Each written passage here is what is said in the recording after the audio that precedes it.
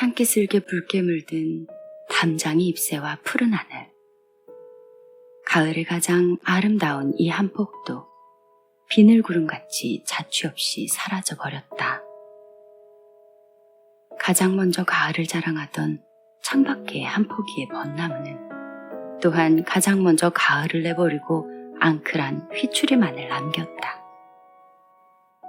아름다운 것이 다 지나가버린 늦가을은 추잡하고 한산하게 짝없다.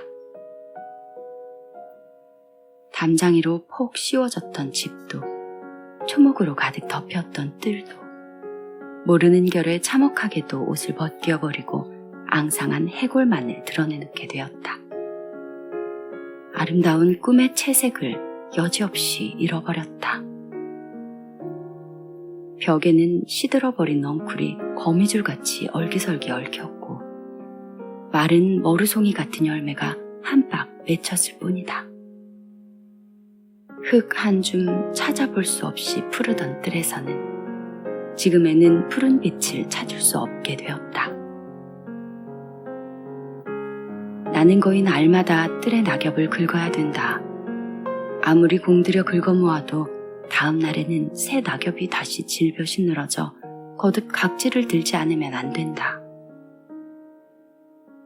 낙엽이란 세상의 인종같이도 흔한 것이다. 밑빠진 독에 물을 기르듯 며칠이든지 헛노릇으로 여기면서도 공들여 긁어 모은다. 벚나무 아래 수북이 쌓아놓고 불을 붙이면 속으로부터 푸슥푸슥하면서 푸른 연기가 모로 길게 솟아오른다. 연기는 바람 없는 뜰에 안에 비차서 물같이 고인다. 낙엽 연기에는 진한 커피의 향기가 있다. 잘 익은 깨금의 맛이 있다. 나는 그 귀한 연기를 가장껏 마신다. 욱신한 향기가 몸의 구석구석에 배어서 깊은 산속에 들어갔을 때와도 같은 풍준한 만족을 느낀다. 낙엽의 연기는 시절의 진미요, 가을의 마지막 선물이다. 화단의 뒷자리를 깊게 파고 타버린 낙엽의 재를 묻어버림으로써 가을은 와전이 끝난 듯 싶으다. 뜰에는 벌써 휘추리만의 나무들이 섰고 엉성긋한 포도시렁이 남았고 담장의 넝쿨이 서리었고 국화포기의 줄거리가 솟았고 잡초에 시들어버린 양이 있을 뿐이니 말이다. 잎새에 가리웠던 둥근 유리창이 달덩이같이 드러나고 현관 앞에 편 조약돌이 지저분하게 흩어졌으니 말이다. 낙엽을 장사 지내고 가을을 보내니 벼랑간 생활이 없어진 것도 같고 새 생활이 와야 할 것도 같은 느낌이 생겼다. 적어도 꿈이 가고 생활의 때가 온 듯하다. 나는 꿈을 대신할 생활의 풍만을 위하여 생각하고 설계하여야 한다. 가령 나는 아내를 대신하여 거의 사흘도리로 목욕물을 데우게 되었다. 손수 수도에 호스를 대서 물을 가득 길어붓고는 아궁에 불을 넣는다. 음산한 바람으로 아궁이 몹시 낸다. 나는 그 연기를 괴로워 여기지 않는다. 눈물을 흘릴 지경이요 숨이 막히면서도 연기의 웅덩이 속에서 정성껏 나무를 지피고 불을 쑤시고 목욕간의 창을 열어 연기를 뽑고 여러 차례나 물을 저어 온도를 맞추고 하면서 그 쓸데없는 행동, 적어도 책상에 맞붙어 책을 읽고 글줄을 쓰는 것보다는 비생산적이요 소비적이라고 늘 생각하여 오던 그 행동을 도리어 귀히 여기게 되고 나날의 생활을 꾸며가는 그런 행동이야말로 가장 생산적이요 창조적인 것이라고까지 생각하게 되었다. 정리되지 못한 가달가달의 생각을 머릿속에 잡아넣고 살을 깎을 정도로 애쓰고 궁싯거리면서 생활일에 단 1시간 허비하기조차 아깝게 여기고 싫어하던 것이 생활에 관한 그런 사소한 잡리를 도리어 귀중히 알게 된 것은 도시 시절의 탓일까? 어두운 아궁 속에서 새빨갛게 타는 불을 보고 목욕통에서 무럭무럭 오르는 김을 바라보며 나는 이것이 생활이다. 이것이 책보다도 원고보다도 더 귀한 일이다. 이것을 귀히 여김이 반드시 필부의 옹졸한 짓은 아닐 것이며 생활을 업신여기는 곳에 필부 이상으로 뛰어날 아무 이유도 없는 것이다 하고 두성벗는 긴 생각에 잠겨도 본다.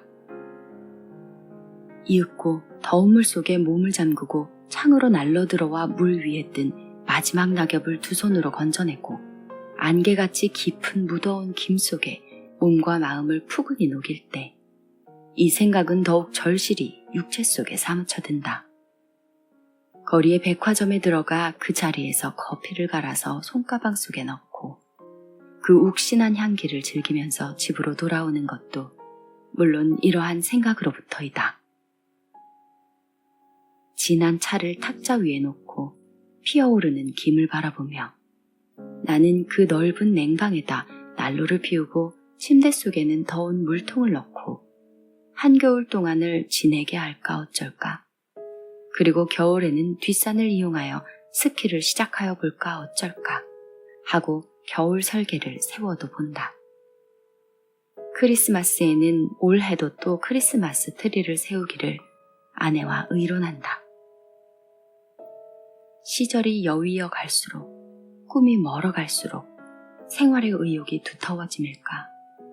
생활. 초목 없는 푸른빛 없어진 멍숭하게 된 집 속에서 나는 하루의 전부를 생활의 생각으로 지내게 되었다. 시절에 대한 반감에서 나온 것일까? 심술궂은 곁머리에서 나온 것일까? 푸른 시절의 일종의 신비였다.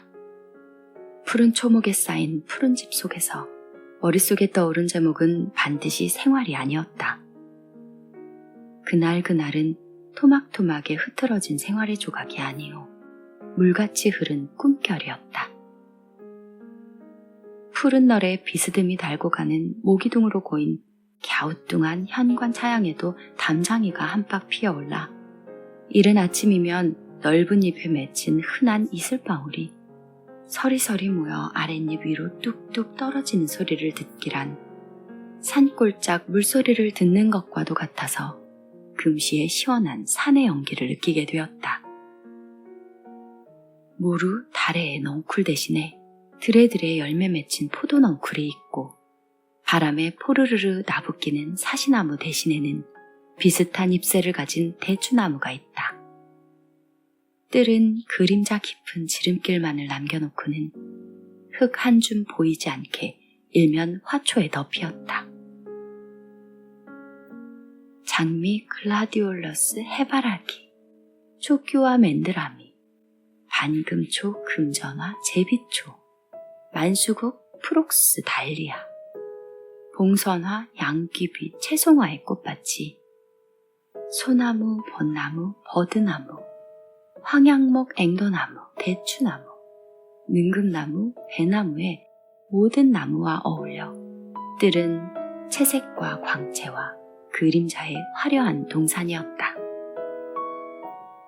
유리창에까지 나무 그림자까지 깊고 방 안에까지 지천으로 푸른 빛이 흘러들었다.